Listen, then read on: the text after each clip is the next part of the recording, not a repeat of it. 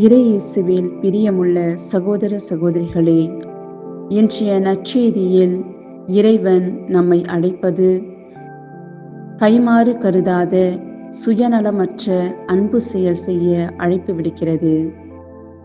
நாம் செய்கின்ற அன்பு, உதவி, பரிசு இவையெல்லாம் நமக்கு நன்மை தருபவர்களுக்கு மட்டும் அல்ல, எந்த எதிர்பார்ப்புமின்றி மற்றவருக்கு நாம் கொடுக்க வேண்டும் என்பதே உண்மையான கிறிஸ்துவ அன்பு. கடவுள் தாமே நமக்கு பலனை அளிப்பார்.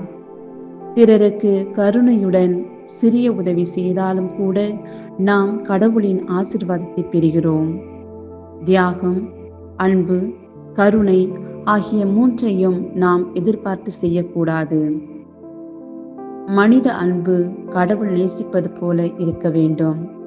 ஆனால் பெரும்பாலானோர் மீண்டும் கிடைக்கும் இடத்தில்தான் அன்பு செய்கிறார்கள்.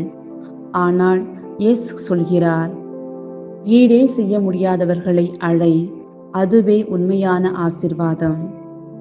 ஏழைகள், நோயாளிகள், துன்புறுபவர்கள், ஒதுக்கப்பட்டவர்கள் இவர்களிடம்தான் இறைவன் வாழ்கிறார்.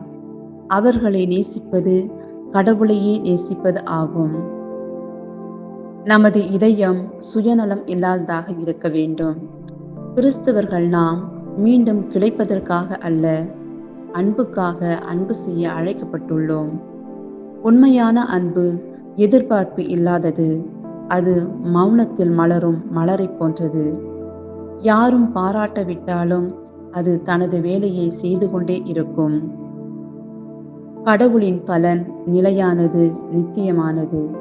இந்த உலகம் கொடுப்பதை மறந்துவிடலாம், ஆனால் கடவுள் ஒருபோதும் மறக்க மாட்டார். நீயே யாருக்காவது ஒரு கருணை செயல் செய்தால் கூட அவற்றை மறவாமல் நமக்கு இறைவன் நிலைவாழ்வில் கொடுப்பார். ஏழைக்கு உணவளித்து உறவாடுவது இறைவனுக்கே உணவளிப்பதற்கு சமம். ஏழைகள் மீது நாம் ஒவ்வொருவரும் அக்கறை காட்ட வேண்டும். திரு அவையும் அதற்கு செயல் வடிவம் கொடுக்க அமைப்புகள் உருவாக்க வேண்டும். அதன் வழி மக்கள் தங்களை ஈடுபடுத்திக் கொள்ள வாய்ப்புகளை வழங்க வேண்டும். ஏழைகளை நாம் சகோதரர்களாக, நண்பர்களாக பாவிப்போம். இறைவன் என்றென்றும் வாழ்த்த பெறுவாராக. ஆமேன்.